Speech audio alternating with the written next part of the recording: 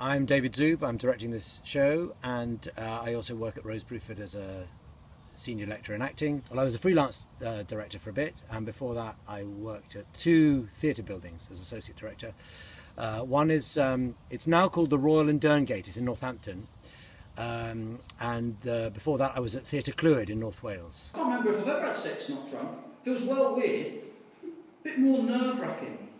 What's the word, like more real? When an audience sees this show, they will get initially something that seems quite light and entertaining and sharp and fast and funny, and then after a while the show becomes something else as unexpected things come into play and as the characters deepen and develop, and it becomes darker and more gripping and becomes more of an insight into the principal character's journey and his state of mind. Sorry, Layla. I don't need sorry, Frank. I need you.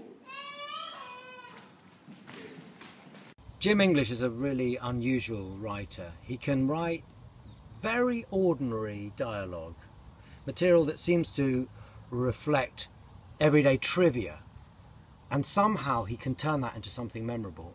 He can also be very funny, but he can also just lift the dialogue into another place when he starts to go into someone's thoughts or into their private moments. The writing then becomes very rich and very poetic, unexpectedly so. He sometimes does that at moments when you least expect it. Do you want to watch a film or anything? Nah. What do you want to do? I've got a pizza in the freezer if you're hungry. You can have sex if you want. Yeah, alright. It's been a big journey for this play. When I first received the first draft or second draft of it, it was very light and, if I might say, it was a bit of a messy play. Lots of stuff about material that deals with young people in their early 20s doing the stuff that you'd expect young people in their early 20s to do.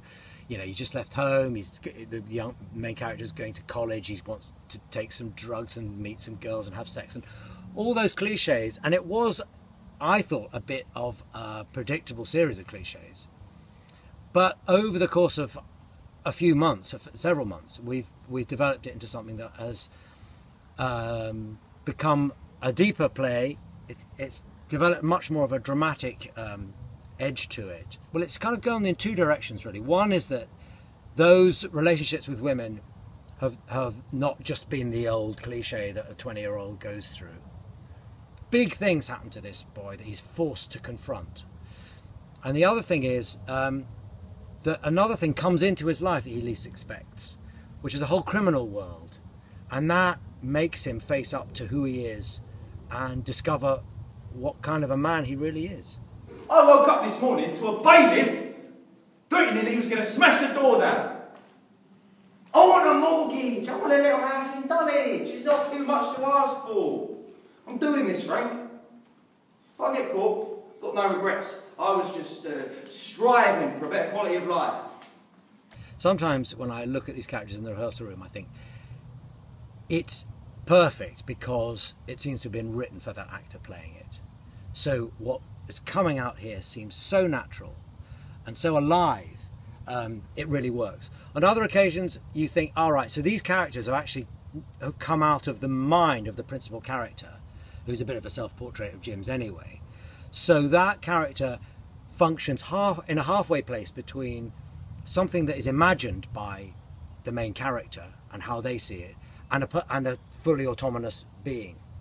And that's been an interesting challenge as we're working on it in the rehearsal room. How autonomous should that character be? Or is that character necessarily half-drawn because it's how the principal character, Frank, sees them? I moved to Sidcup. Isn't that Kent? Or London. Actually, it could be in Kent. I think that Jim has based this a lot on his own experience, so it's thoroughly authentic when it comes to representing the experience of, you know, people in their early 20s leaving home for the first time and discovering stuff about themselves. I also think that in that process he's written characters who start to struggle and go into crises that then become much more universal, much more human. and very moving. Because they're crises to do with loss and bereavement and the struggles within families. So it's not just about those things that young people go through when they leave home, but also those deeper, more challenging aspects of life. So I think this play does more than just represent what it's like for a young man to be leaving home and discovering his independence and getting into the stuff that 20-somethings get into. It's also about family, bereavement, and the crises and tensions of that go along with that. And that means that the play has an appeal beyond just that kind of 20-something demographic, because those crises are so deep and so challenging for the principal character, and he's got such heart and soul and ultimately such courage in the way he deals with them. It becomes a very moving journey of discovery.